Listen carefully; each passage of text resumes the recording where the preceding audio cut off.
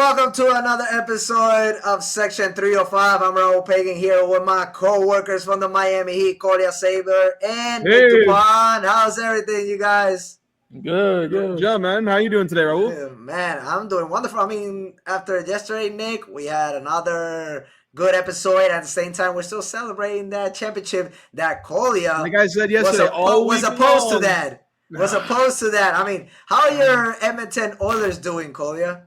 Hey, they're not my team, bro. They're not my team. I know they're not your team, but like, have you checked up on them? Like, are they I wish them well. Like, are they sleeping I well? wish them well. Like, they'll win it. They'll win it next year. Don't worry. They're winning next year. I'll just keep saying they're gonna win it until they actually do. Now you sound like a Cowboys fan. I mean, there's two different situations, Kolya. Like the Western Conference, they're gonna have some teams that are gonna reinforce, and then Connor McDavid's future with that team, uncertain. Hey, man, I think next year's the year where he's gone. I don't see that extension happening. I mean, hey, man, come to my Devils, McDavid. Come to my Devils. Let's go. What is he gotta do? He might as well stay with it. He might as well stay with the Oilers, man, and try to make another run. You'll see. He's gonna come to the Devils. I mean, what is crazy about it? I mean, obviously, we wish you would have been with us in yesterday's episode. But like we were talking about at the end of the show, Connor McDavid's future, and did it affect his legacy? I mean, I was opposed to that. I don't think it affects his legacy. Like winning a Stanley Cup championship is so hard, and I'm not trying to be ignorant. But losing two? It's probably the hardest of the four to win. No, I mean, it's not that I'm ignorant. It's just that I realize more than ever, like. NFL is a one and done, and and you gotta be a perfect collective team, offense and defensively, mostly defensively. And then in the NBA, it's basically like NHL best of 7 game series, but at the same time, like in hockey, there's more probability that you're gonna get injured. Like your star player could get out, and that affects the momentum. And then you're talking about MLB, the worst team entering the underdog. Either in the American or National League could win it. You saw it with the Nationals. You saw the Diamondbacks. They almost did it. And you've seen it in the past tense. The Mets almost made the World Series. The Mets surpassed expectations last season. They were 2 wins away to make it. Then we got Soto. And now they got Juan Soto. And they got a good pitching lineup. So now they're more serious. But what I'm saying that now realizing NHL winning a Stanley Cup champion, that is actually really hard. And this actually were like the biggest opportunity, especially when they were, let's just say, revenge mode, and the Panthers were like, all right, kids, well, let me show you guys why we are about to be back-to-back champions and why we're the reigning champions. In other words, let daddy take care of everything while the kids just sit down and watch us play. We definitely gotta be criticized about us. Basically, that's already a strike for you, brother. We're already at a strike. Whatever. Right now, me and Nick, we don't care. Like we're disrespecting the Oilers. But right now, that's actually the punishment that they deserve after losing this. I mean, they were the favorites compared to last season. It's also they also talked a lot more crap than last year too. Last year there was a lot of shit talking from both sides. This year it came mostly from one way, from Edmonton's side, like acting like they were the tough ones. They were the ones ready compared to Florida. And they just obviously they weren't. They couldn't back it up. They could have. Evander Kane talked so much crap and couldn't even back it up to the point where he didn't even show up after the game to shake all the players' hands. He just went straight to the locker room. He didn't want no part of that ice. Most definitely. And Kolya, like I know why you were rooting for them, because their defense was solid during the playoffs. And then you got Leon Draisaitl and Connor McDavid leading in points. Both finished with 33 apiece. Obviously, Draisaitl had more goals. But like when you got a dynamic duo like that and you guys cannot perform in a Stanley Cup, and then you see the Panthers, it was either Sam Reinhart, Sam Bennett, Alexander, the captain. Barkov. Barkov. You got Brashan being the unexpected hero. Martian. You had Seth Jones. Like you got Ekblad, who's obviously gonna need a big contract extension, and then you got Sergei Bobrovsky. Like you had an overall team there, Let's not forget my personal GOAT, Gustav Forsling. I cannot ever forget or disrespect my personal GOAT. Gustav Forsling in the defensive side. But yeah, like basically the Oilers, they disappointed the way that they actually, minimum, this could have gone to a 7-game series. And now, tonight, we're going to end this episode with our predictions. But you are on a verge of actually the Pacers 1 game away of losing the finals. I said Pacers in 7. You never know. It still could happen. And Tyrese Haliburton is questionable. So we'll get to that topic. We'll get to that topic later. Let's go start off with MLB. So we discussed the trade that I'm not gonna say it was. I'm not gonna say it was unexpected, but at the same time we knew that Rafael Devers, the situation that was happening with the Boston Red Sox, eventually, even before the MLB trade deadline, he was gonna ask to be out of that place. I mean, he won a championship with them already in 2018. He's been selected as an All-Star representing that Red Sox team in this next MLB All-Star game 2025. So he didn't have anything to prove, and basically seeing the role where that team was going through this season, especially in the division with the Yankees, and now the Rays actually have escalated. Like right now, he saw the writing on the wall, and with that big contract that he still has, like the Red Sox were like, hey, might as well like create a cap space and then acquire 2 good pitchers like Jordan Hicks and Kyle Henderson that can help them in that situation, and also like 2 future prospects. Because right now, what the Giants needed was another reinforcement in the batting rotation. Of course, they needed someone that knows how to win and can win now, and that's someone like Rafael Devers. I think this is for Red Sox fans, I think this is something that was completely out of left field for them, trading Rafael Devers. But at the same time, it's been everywhere, and on ESPN, I've been seeing. It seems as though Boston sports is slowly but surely coming to an end. And I know that the Boston Celtics recently won their title, most recently won a title for that city. But the way that the culture is changing in Boston, everyone knew that Boston was like the main sports town, the city of winning.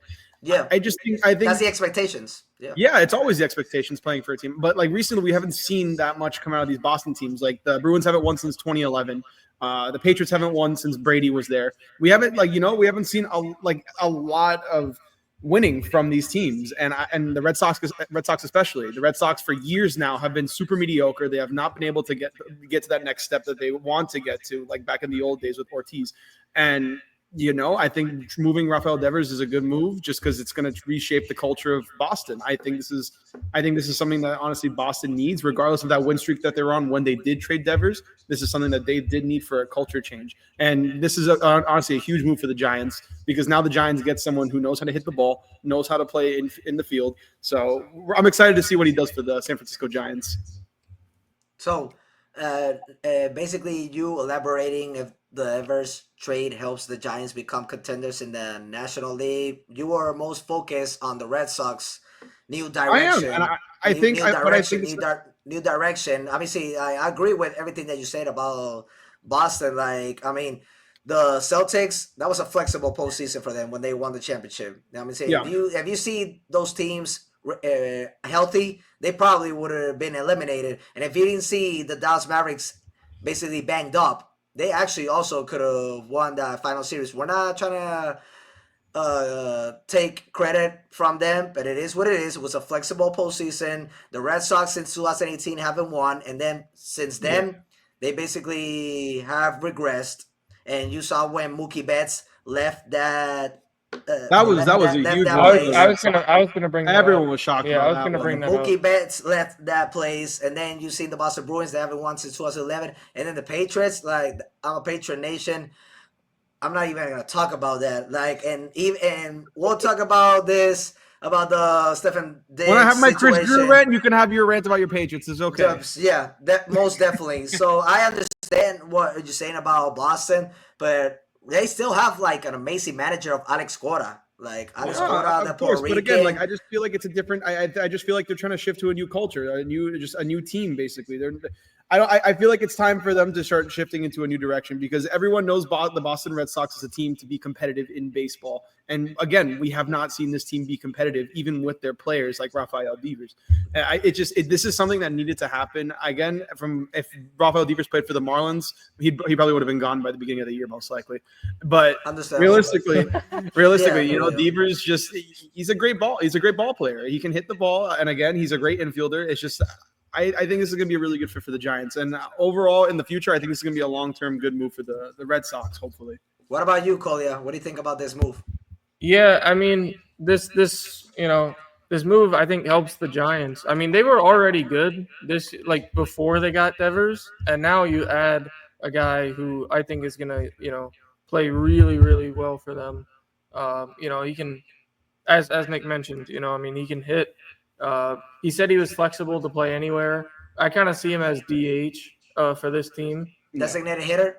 Yeah, that's where I see him at, but he said he could play first base if needed to. Then from the Red Sox perspective, they were also having a decent year in the AL. Ups and downs. Yeah, but they're still in the contention of the playoffs. Yep. But I think the Giants, they needed to make a move. The Giants haven't won a World Series. It's been a long time. So since the days of Tim Lincecum and all Madison Bumgarner and the early 2010s. I remember Tyler Posey. One of the best catchers the Giants ever had. Yeah, Buster Posey, and now he's the GM. Buster Posey, sorry. Yeah, Buster Posey is the GM now, and he made this big time move to get, a guy who is going to impact the team immediately. This definitely, I would say, it definitely impacts the Red Sox in a more negative way than the Giants but I mean, I don't know. I feel like the Giants could have gotten a little bit more out of it. Yes, they got some good prospects and they got a pick, but I don't know. I feel like the Red Sox. I feel like the Red Sox could have gotten a lot more out of Devers. This guy's been with them for a while. He's helped them win a championship. He's flexible he's flexible in the infield. He's a good hitter. I feel like they could have gotten a little bit more out of him. But again, I'm not 100% opposed to what they did because from Boston fans, from what I hear, is that they basically traded Rafael Devers for a bag of chips in their eyes. That's what it was. I'm going to piggyback what you just said because actually, the reason why the Giants right now are in a good position is because of their bullpen. Right now, the average of their pitchers is literally .300 ERA. Right now, they're in the top 3 this season. Yeah. That's the reason why they are in the situation. To be more specific, 3.26 ERA. You know how amazing is that for a collective team? Oh, it's incredible. We just need to see if the pitching can last until the playoffs. Because once again, if a team does not have hot pitchers and their pitchers get cold, they're done. And we really need to see it from the Giants. This is a move that could put them up there with the Dodgers. I don't think they're going to pass the Dodgers, but they could be up there definitely with the bullpen, as Raul was mentioning. With Devers, pitching and defense with there for a long time. I mean, he's only. I think this was the second year of his 10-year deal, so. He's going to be there for a long time. So I expect the Giants, eventually the Dodgers, you would think would stop, right? You think that they would be not as good in a couple years time. Like Boston got rid of Mookie Betts, and then what happened? LA, the Dodgers became an immediate contender to win. They won multiple World Series. Yeah, they won. Yeah, they won immediately. And so I think Rafael Devers can be that way. And Boston, they're just going to keep rebuilding and retooling. And right now they're sending off guys to go win championships elsewhere. And it's not going to help them, but. Maybe they could have a miracle postseason run or something. So basically, the Red Sox are trying to. How do you say they're going to be in the mixture of making it to the playoffs, possibly? Because right now, right now they're in the play. Right now they're the last team in the wild card. They're the last team in the East Divisional, but in the AL they're the last team in the playoffs. Yeah, they're the last team in the playoffs. But at the same Yeah. time, remember that also, like teams in the Central Division and West Division is almost similar to the NFL type of Yeah, situation. I They mean gotta make it to the the Guardians and the Mariners are a half game back, and then the Twins are 1 game back. So yeah. So like right now, I don't see that vision of the Red Sox. Like they're obviously not gonna shave points. They're gonna be in that mixture battling for a playoff spot. And this is actually where Alex Cora could, as a manager, show us why he's been great during his career and why he's won a championship as an assistant when he was with the Astros. I know that was the cheating scandal and why they want to like take that championship away from the Astros. I mean, most of it you can't blame everybody. Like maybe because he was inside like the coaching staff, people are gonna think that he approved that. But if it was true, he would have been found guilty, and at the same time, he wouldn't get a head coaching job with the Red Sox. And he's already a World Series champion with that team. Yeah, he was suspended from it. Then he came back. So like it's like a lot of different type of, how do you say, controversial type of situation. But at the same time, when you're found completely guilty, that's when you're like out of the league. So like it was a crazy scenario with the Astros when that situation happened. As a manager, he's proven himself to be great in a short term span. And so like I believe that he is gonna be part of that front office that is gonna restructure that Boston Red Sox, and for them to let a guy that just got selected to the All Star. I mean, Jaron Durden also got selected to the All Star, and I yeah, forgot who was the other piece of them. There were three players on the Red Sox, so we're not gonna. last year or this year? No, this year. This year, Rafael Devers got selected as a Boston Red Sox, including Jaron Durden. And so I know that that organization like is very relevant. It's a big marketing franchise. So there right now, what I see is a direction that yeah they're gonna try to make it in the playoffs, but there are still other moves that they're gonna make before the MLB trade deadline to see if they're actually like trying to become contenders in the AL, or basically wait for next season to do a couple of moves in the free agency. So this was a move that the Red Sox needed to do just to create cap space because Rafael Devers' contract is very big, and they got two good pitchers. You know what I'm saying? Because they were doing decent this season. They were actually ranked top 12, if I'm not mistaken. If looking here, no, actually they were one of the worst in the batting. They were top 15. In the pitching, they were top 20, which ranked number 19. That's why they were having their ups and downs. Right, it's And like middle of the pack. so Yeah, it's the middle of the pack. So and then having two future prospects that'll help them develop those type of players.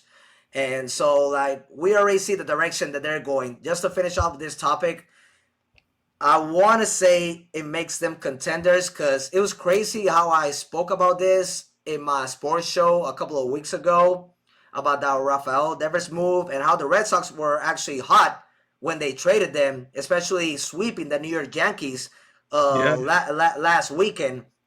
But and I say this team, they don't got that big marketing name in the batting rotation, but they got like past star players. They got good veterans, but they still need that type of superstar X factor in order for them to be taking a little bit more serious.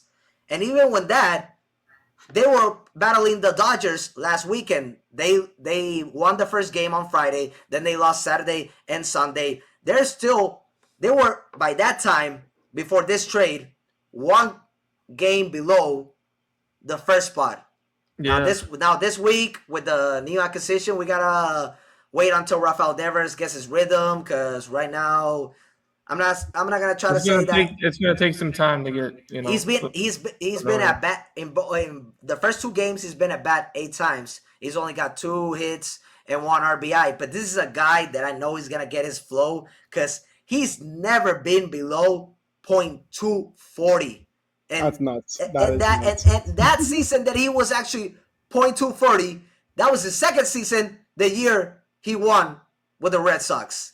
After that, it's been .311, .263, 279, like above 260. And then this season he was averaging .272. So this is a guy that's gonna help them, boost them completely in the batting lineup, and they're gonna be increasing most further during the season because we're still in the first half and we're not even halfway done from the first half. They're gonna escalate on their rankings. So yeah, I understand this is a big acquisition by them, but when you're seeing the Mets, when you're seeing the Phillies, when you're seeing the Cubs, when you're seeing the Dodgers, when I'm even talking about the Padres, I got all those teams above the Giants. So I'm not trying to disrespect them. They can be sleepers in the nearest future. I'm not talking the nearest future like after this season. I'm talking about like this season. But right now, if they told me, all right, Raul, with this trade, will you still pick them above the Padres, the Dodgers in that same division? Will you pick them above the Cubs in the Central Division? Will you pick them above the Phillies, who have had their ups and downs, and the Mets, who are actually one of the most balanced teams offensive and defensively, like the Dodgers? I'm sorry, I still have them like the top 6 team. So how am I going to put them as contenders in the National League when I still got those teams over them? That's my take. Hey man, but they could be they can be sneaky underdogs, bro. They can be sneaky underdogs in that division, in that league. So you never know. All we can agree to this, just to transition to the next topic, it was a big move.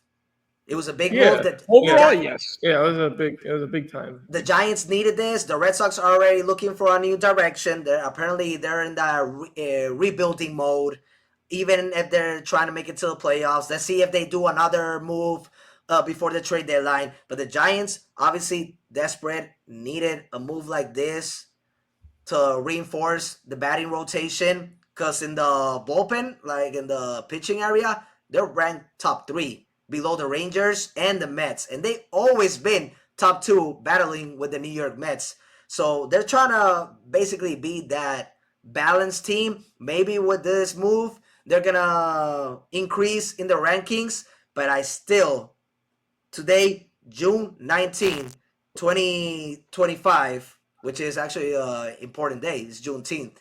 Yes, sir. Mm-hmm. We're celebrating that. I still don't put them above all those teams that I just mentioned. So that's my take. Just to finish with it, you guys want to say a last word before we transition? I mean, overall, I think it was a solid trade both ways. I mean, it pretty much accomplished what both teams were trying to do. Again, if you're a Boston fan, you're pretty much destroyed about it. If you're a fan of every other team, for me, it's the Marlins. I can honestly care because every other team for me is going to be superior to mine, no matter what no matter what year it's going to be. I mean, when you guys said bag of chips, I mean, come on, man, the Marlins. Hey, man, that's not what I said. That's what they said. Okay, I'm just relaying the message. Marlins are the organization that trades Christian Yelich, Giancarlo Stanton, Luis Arias. We are the brand Lays. We sell the bag of chips to the other teams. We get nothing in exchange. Exactly. That's what swept by the Rockies. That's what I mean. That's what. Oh, bro. Yeah. Really, you got to bring that up. Yeah, you had to bring that up. Really, I got to. The Rockies are terrible, and they got swept by them. The Rockies are in the verge to having the worst season in MLB history. So that's how bad. And the Marlins are not that. I mean, I'm not gonna say not that they're bad. No. Wait. Was a little hope. Wait. We would expect a worse record. That's what I was trying to say. My bad. 100%, but you're still bottom at the leaderboard. 29 and 43 with the rotation that we have. Who's our best batter? I'm sorry, I'm Yankees. But I root for them as a second team. Nick Stowers. That's our best batter. And then Santi Alcantara, who's having actually a bad season, that was supposed to be our all-star pitcher. Hey, Well, get ready. He's going to be gone by the end of the season, though. Get ready. He'll be gone by the deadline. Joining a contending team, possibly. So, but yeah, let's do another that would actually be a nice, interesting move because the Padres right now, like, they are ranked top 10 in the pitching, and they've lost so many key pieces. And right now they're doing. The Giants just made a big move. They need to compete with the Giants. Can we just sell the Marlins? Like, can we just as a collective community ask them to please sell the Marlins to someone else, bro? I mean, bro, like right now. Why would you do that? Why would I do that? Because I don't want. I do not want my money going to that organization. So we've had. Why do I continue saying we? All right, so they've had 0 playoff wins since winning the World Series in 2003, and they had 2 playoff appearances. One of them didn't count because it was COVID, and there were only 60 games. Whoa, scary times! And that was 60 games only, so that doesn't count. So I mean, come on, man, the Marlins right now is. All I'm hearing is that if you made the baseball season like an NBA schedule, the Marlins would be in it every single year. That's what I'm hearing right now. If the Marlins participate in the in-season, they probably make it to the next round. If there was an in-season tournament, the Marlins would find a way to be bounced out immediately. They wouldn't even find a way to get in. It's a sad situation. So let's go and transition to a most, serious Florida team topic. And those are the Orlando Magic. Orlando Magic right now actually did a surprising move because our in-source, who is Anthony Aguirre, shout out to him because he's part of the production and he's the one that creates the headlines. At the same time, he's got most of the sources who tell him like the moves that certain teams in every single North American professional sports franchises do. And this was one of the biggest moves. Surprising, actually. The Orlando Magic acquired sharpshooter Desmond Bane from the Memphis Grizzlies in exchange for Kentavis Cowboy-Pope, Cole Anthony, 4 unprotected first-round picks, and 1 pick swap. So, I'm going to give the floor first to Kolya. Do you want me to read Anthony's statement? I mean, you can say it before you give your take. Yeah, most definitely. All right. What does Anthony feel about that? Here we go. Remember, everyone. This is the Jimmy Butler lover here. Let's just remember that now. He said, NBA insider Rob Murrows and I heard a lot of names linked to the Magic. Anthony Simons, Kobe White, even Jordan Poole a day before the trade happened. Just to clear some air, specifically with my people on X, formerly known as Twitter, I've never claimed to be an insider, but I am a writer/reporter/analyst who loves to learn more. My Poole report clearly backfired quickly, but these are steps to a journey in which I am blessed to follow. Also, I wasn't aware that Bane was available, but it's a great trade for them. They desperately need shooting. Also, he's a solid defender, the perfect fit next to Suggs, Boncaro, and Wagner. So and that was his message.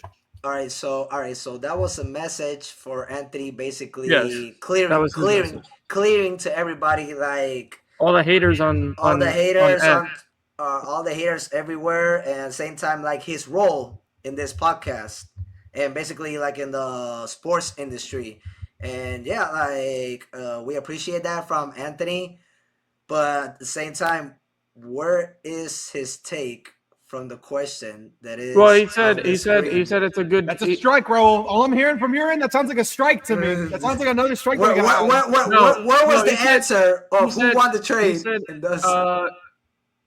He said it was a good move. It was a good move for them. That's what he said, because he's a solid defender, and they desperately. In other words, from the way he sounds, it sounds like he agrees that they won the trade. Okay, and to all those haters from Anthony, guys, keep hating. Go get a life. No, go get a life. Go get a life. Try to do something that is positive in your type of vibe and environment. Like, I'm sorry you guys don't got that same knowledge as him and all of us. It is what it is. Haters gonna hate. But Anthony is a big piece to our podcast, and he knows his thing. 100%. So, and when he's not even here, he is here. So we appreciate you, Anthony. But the only thing I'm gonna criticize, since now you told me his answer, that basically it was a big move from him. I'm still like trying to. Do you want me to give my take now? Now, can you give me your take? All right, Anthony said it was a good move from the Orlando Magic, but it says who won the trade and how does it affect both teams? All right, so he answered that the Orlando Magic won the trade. The Magic won the trade in his eyes. And he said that in my eyes, I think it was a 50-50 trade. I think in terms of the players, the Magic won because Desmond Bane is a better player than Kentavious Caldwell-Pope or Cole Anthony. But the picks make it an even trade.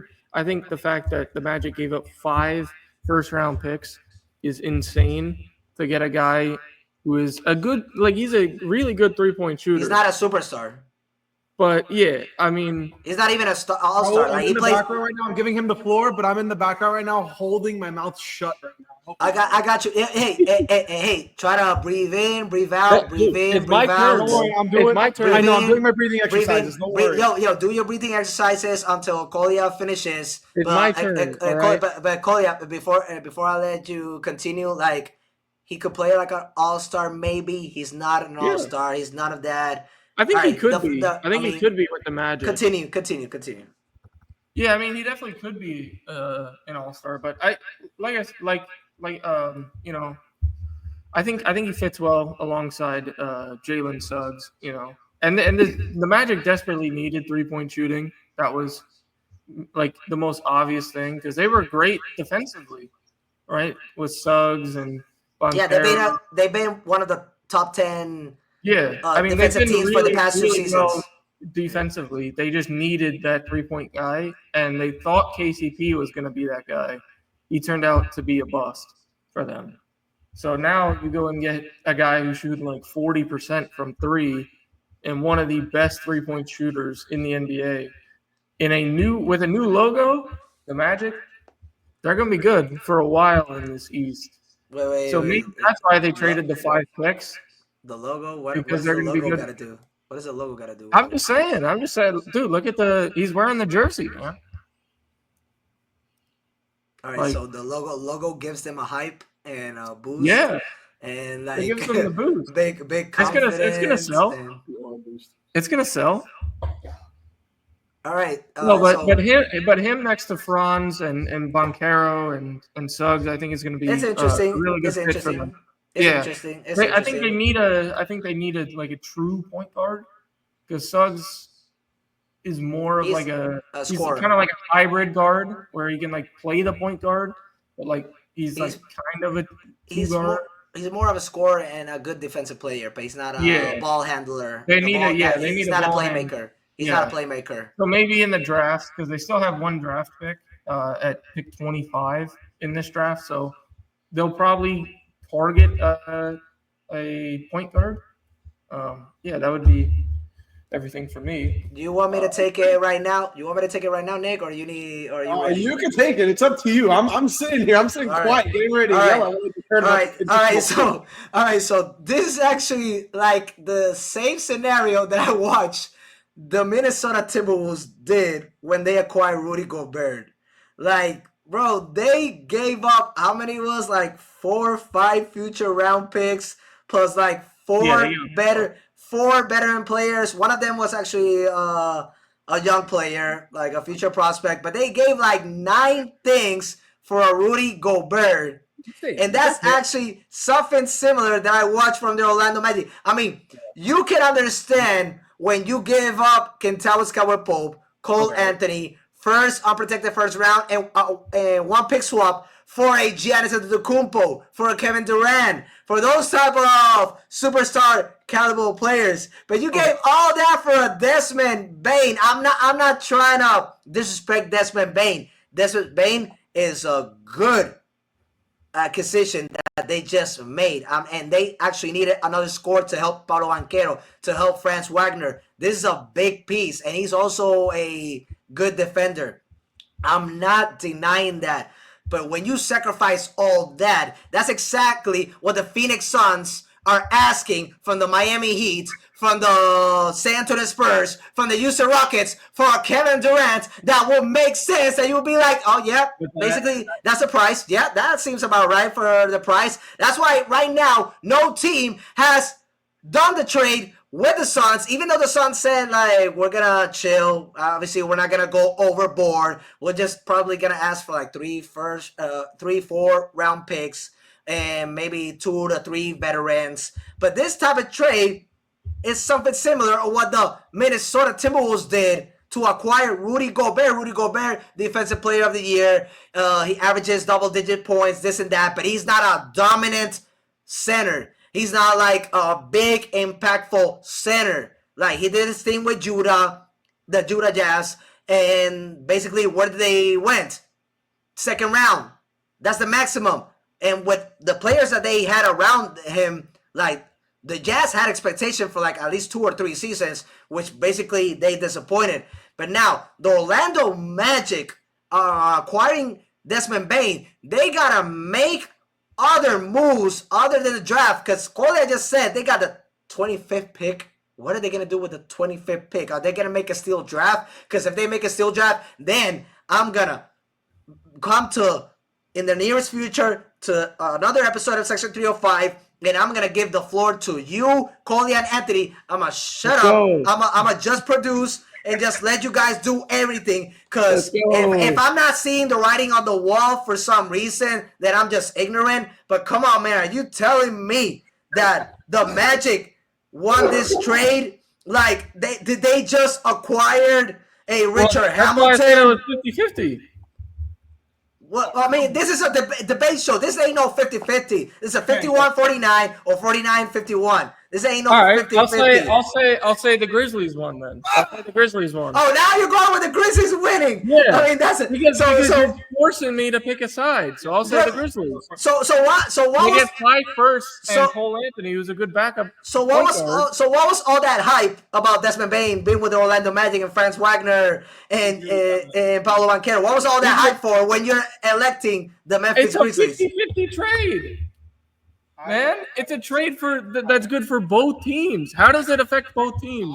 The Memphis Grizzlies. I mean, I was actually like thinking about how I'm seeing different sports stations, channels, and hearing in the radio like, oh, should the Memphis Grizzlies trade Ja Morant? What are you guys talking about? This is checkmate. Right now they're doing OKC Thunder type of situation. They're rebuilding because right now this system is not functioning right now. This team is not functioning. And you see Desmond Bane, who's got injured before. In the past 2 seasons, he's been injured and out. And so when you got so many, even though they're unprotected first-round picks and a pick swap, and then you got a Kentavious Caldwell-Pope who actually has won championships with a Laker and a Denver Nugget, and he was a big piece for them to succeed. When you got a Cole Anthony who can come off the bench and finally somebody, even though I'm not trying to disrespect Tyus Jones, but Cole Anthony actually can give Ja Morant minutes to rest.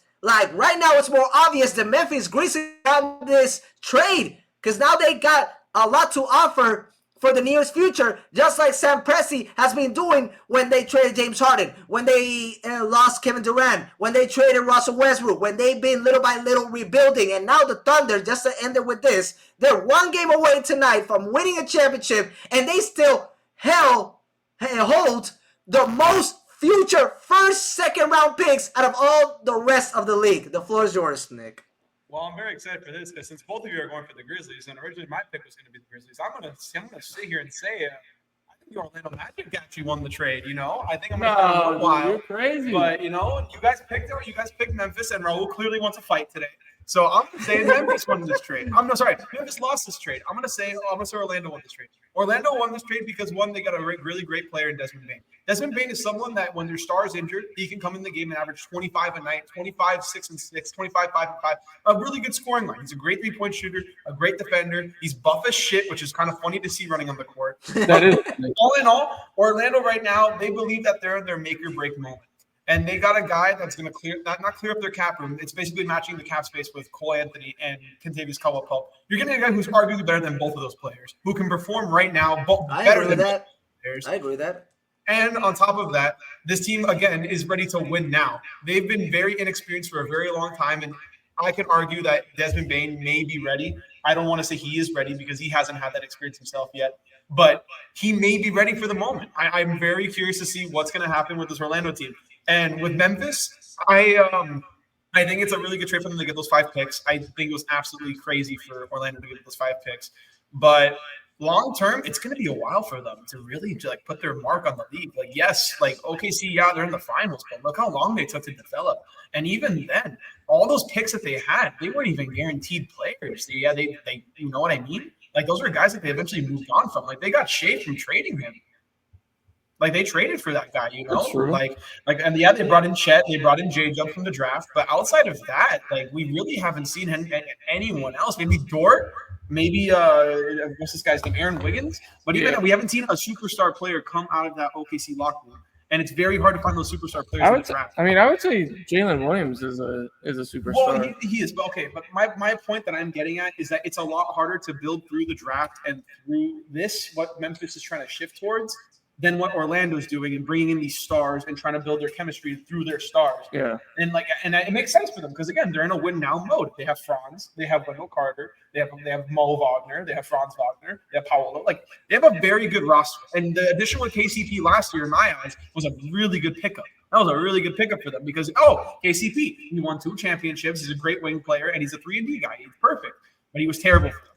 Getting Desmond Bane fills that 3-and-D void that they needed, and even more. So I think this is, honestly, I'm going to say that I said it before, but I'm going to say it again. I think Orlando won this trade. I think Memphis is in for a very rude awakening, considering that they're slow to realize that they are not a top trade destination. No one wants to go to Memphis. No one wants to go play with Ja. No one wants to go play with Jaren Jackson. That's true. That's just something that everyone has acknowledged. Like, their most recent draft pick, Zach Edey, he's already under problems, going 101 and a 55.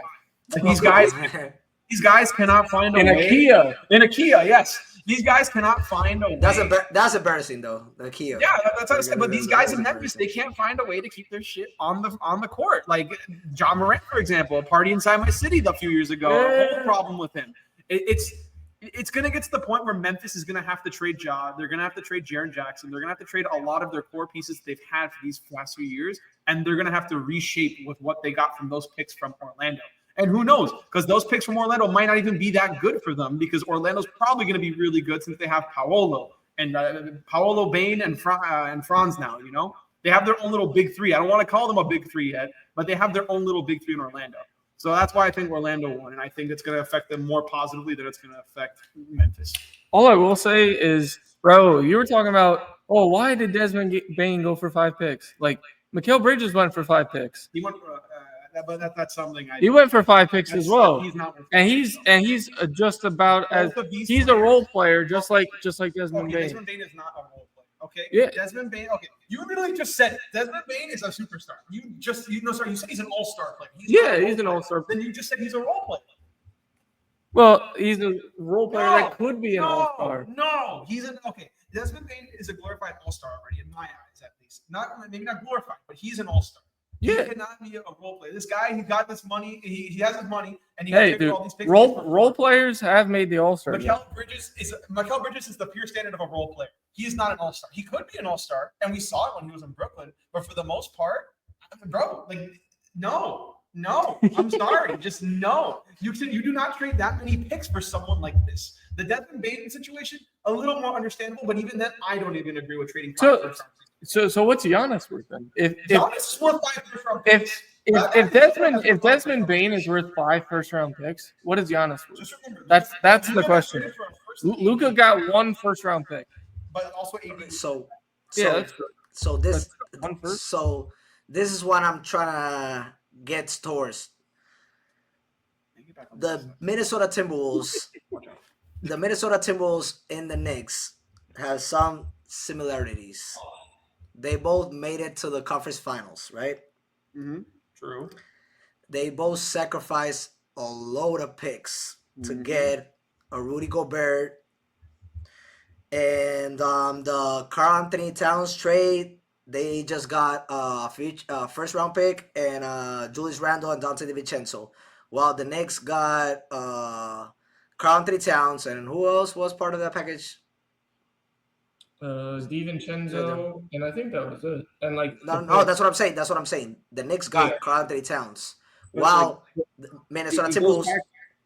I'm sorry to cut you off again, but it goes back to what I'm saying is that when you trade for picks, it's not always guaranteed to win. That's the point, you know. Like, and it comes to just trading in general. Like OKC got lucky with their picks. They got lucky with their picks. That's just how it is. You know? I'm just starting with the similarities. I started with that they made it both to the conference finals. They both made a trade during summer. Karl Anthony Towns, Dante DiVincenzo, first round pick to Julius Randle, Dante DiVincenzo, first round pick to Minnesota. Karl Anthony Towns to New York Knicks, right? And both of them also sacrifice a whole load of first round picks, Minnesota, to acquire Rudy Gobert, and also trading 4 players, while the Knicks did something similar. So where did both teams, other than the conference finals, end up in? To Cancun. Both ended in Cancun. That's what happened. They're in the Cancun finals. So now the conversation is, what should Minnesota do? What should the Knicks do to be contenders? So when we're talking about both of them being eliminated, all the sacrifice they did, for what? For what? To make it to the conference finals? That's a recognition? That's what they wanted? That's what they wanted? Minnesota go back to back. The Knicks make it to the first time since 2011. That was a recognition? Man, you guys are sacrificing all that. Because do you see the Orlando Magic making it past the second round? Yes or no? Yes or no? With this move. Past the second round. Yes. Past the second to the Eastern Conference Finals. That's what you're saying. I can see it. Well, if Indiana can, why can't this team? Bro, no, seriously. If Indiana can, why can't this team? Can we at least see what happens during free agency before we just start talking about them, all the sacrifice they did for Desmond Bane to make it past the second round? We're talking about what happened. We're talking about what's happening now with that trade. We're not waiting till free agency, buddy. I'm going to argue it right now all the way. You wanted the fight. I'm going to bring it today. So you're picking them over the Cleveland Cavaliers. You're picking them over the Boston Celtics. You're picking them over the Indiana Pacers, are right now in the finals, 2 games away from winning. I will not pick them over Indiana. All right. So you're picking them against the Celtics. So you picked them a 7-game series against the Cavaliers and the Celtics, both teams that they've lost past season. So the last postseason. All right. So do you know the Magic have lost the last postseasons against those teams that I just mentioned?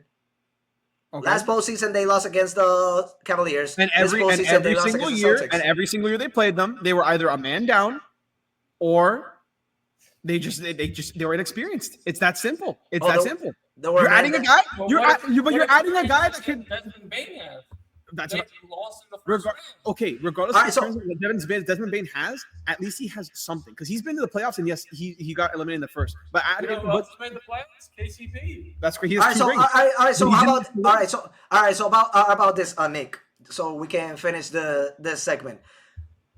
Desmond Bane, Paolo Banchero, Franz Wagner. That's a trio. I'm not gonna deny let's not forget Jalen Suggs and their starting center now. Okay, no, but but we're talking about like a possibly new real trio with Desmond Bane. Since is it you or Kolya? Kolya, he's calling him a star, right? He's calling him a star, even though he's never been selected to the All-Star. Even though he plays like a star. I'm not gonna deny that. Even though he's never been selected, Franz Wagner and Paolo Banchero. Paolo Banchero has been selected to the All-Star. I mean, he could have won. He probably should have won Most Improved Player the year that John. Like, listen, I understand where you guys are coming from when it comes to New York and Minnesota. What I was coming with this is that those 3 players, can you rely on them after what we saw last season to stay healthy?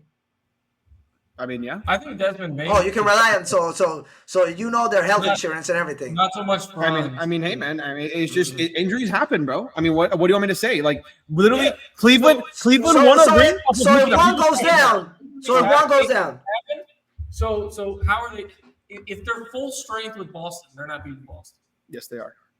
Dude, I've been saying it for 2 years now. with a full strength Boston team, that team was a clown. No, I'm sorry, that team was a clown.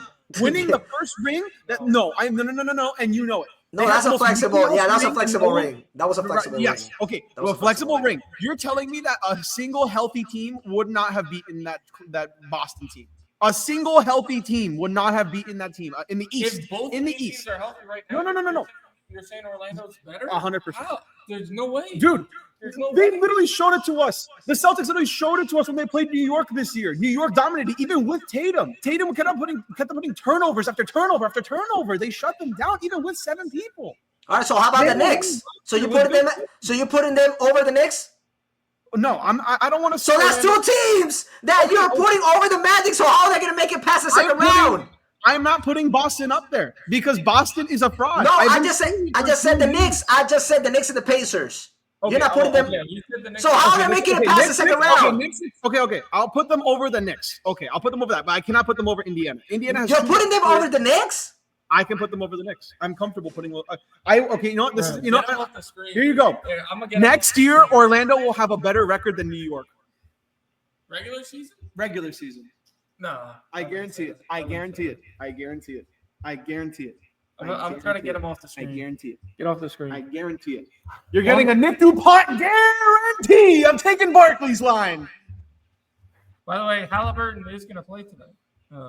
Just off the bench. Thought I'd throw that out there. Off the bench.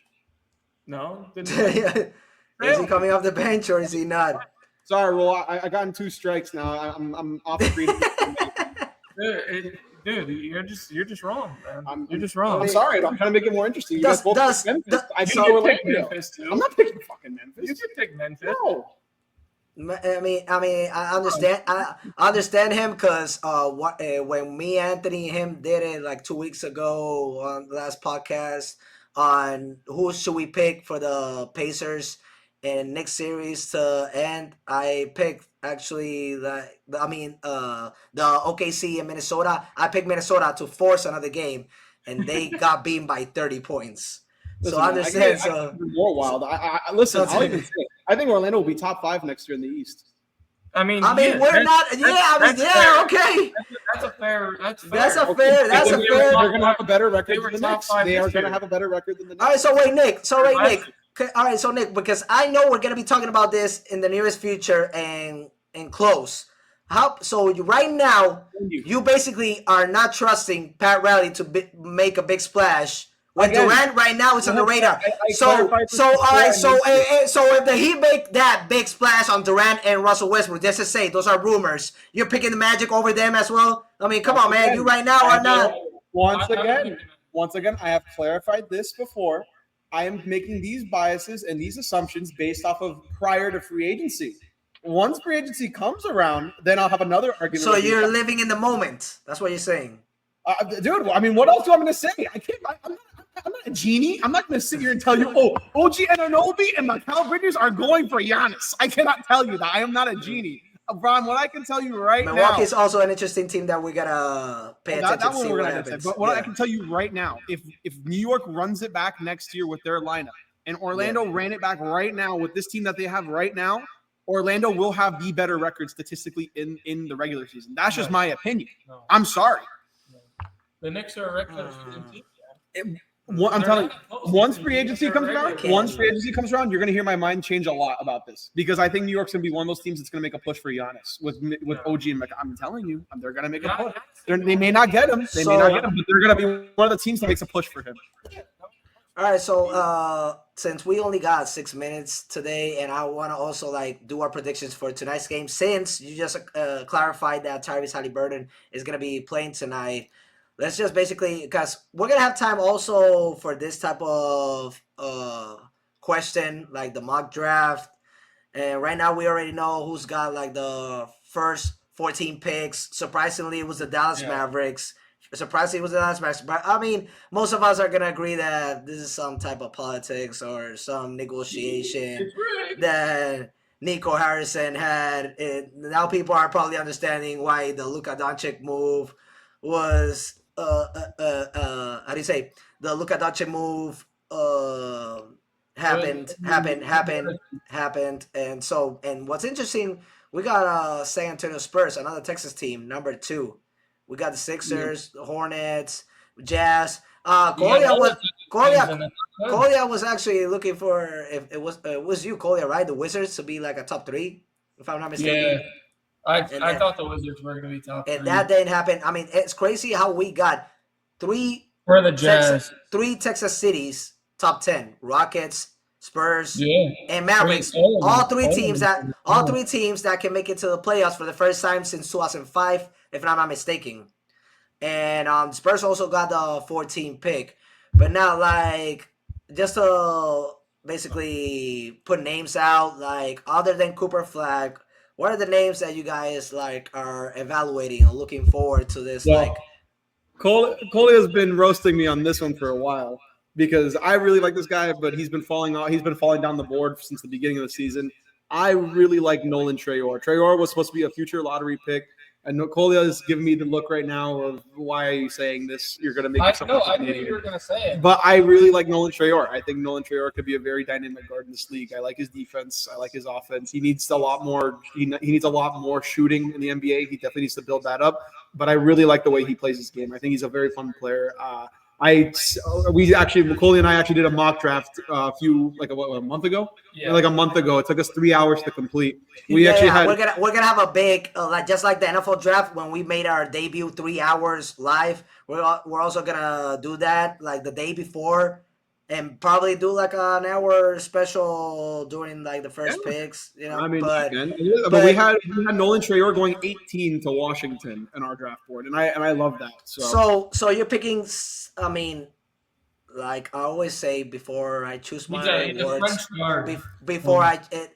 you go. That's what I'm asking. Like, so there was 2 French players, top picks, who basically disappointed in the first season. Like Zachary Richardson and Alex Sarr. Oh, I thought you were going to say Frank Ntilikina. Ricochet though came on at the end of last year. He came at the end. I mean, I'm not. All right. So disappointed is also a poor choice of word. That's a poor choice of word. They didn't surpass the expectations of being the top 2 picks. Maybe I'm counting both of them out too soon.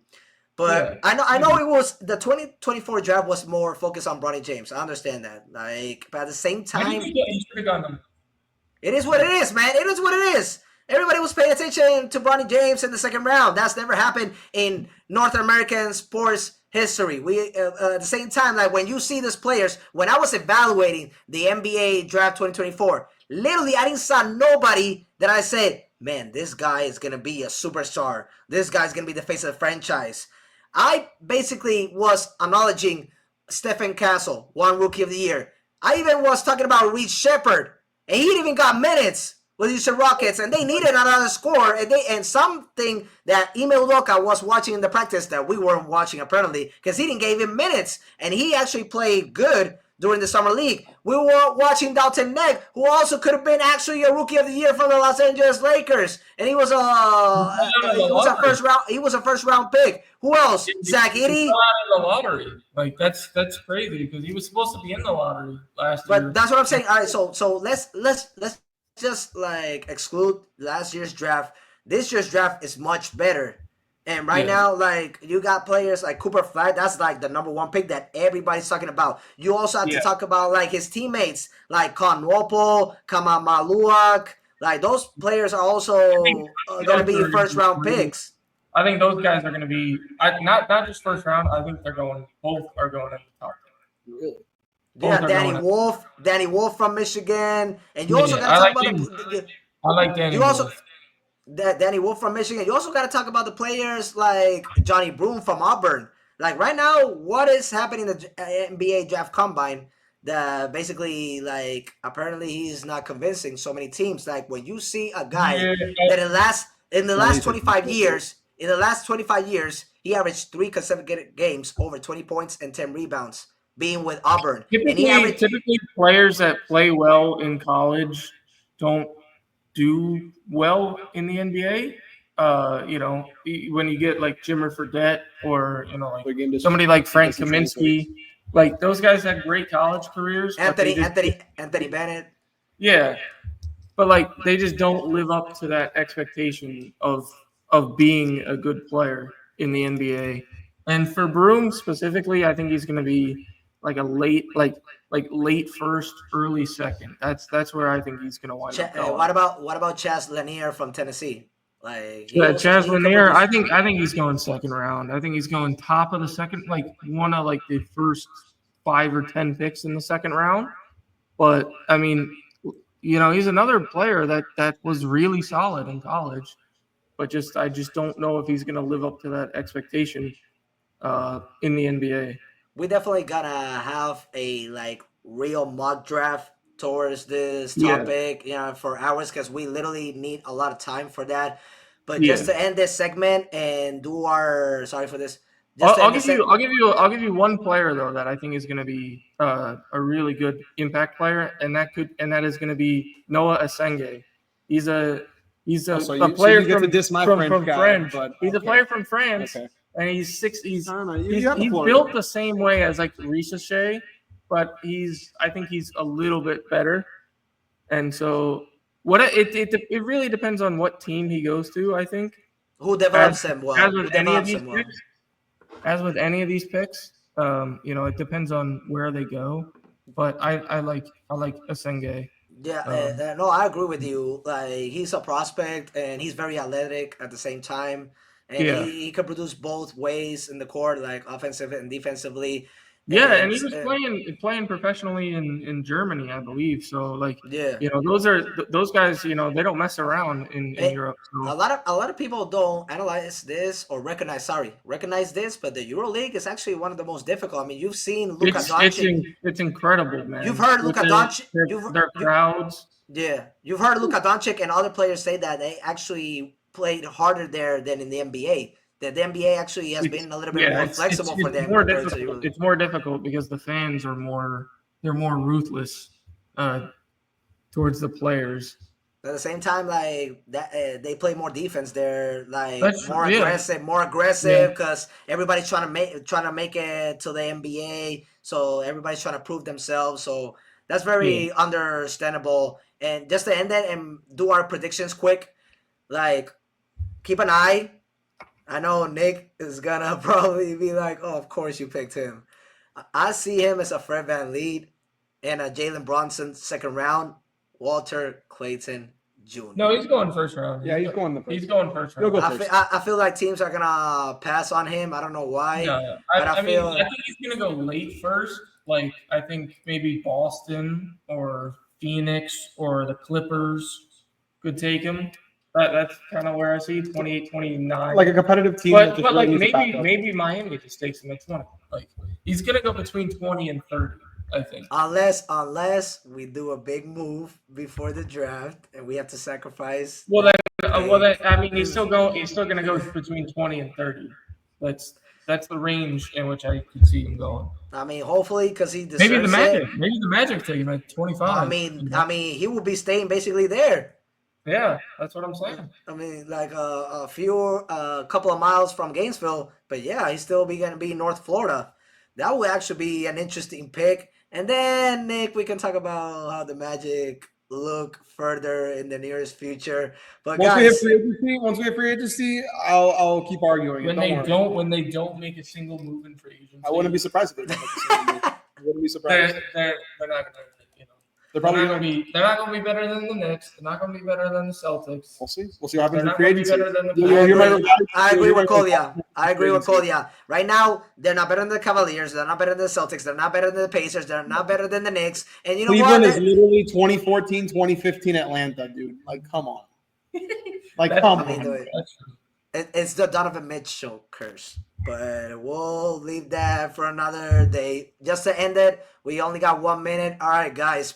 Do we see the Thunder finishing the series at Gainbridge Field tonight, or the Pacers forcing Game 7? Since Nick just told us that Tyrese Haliburton will be available for tonight's game.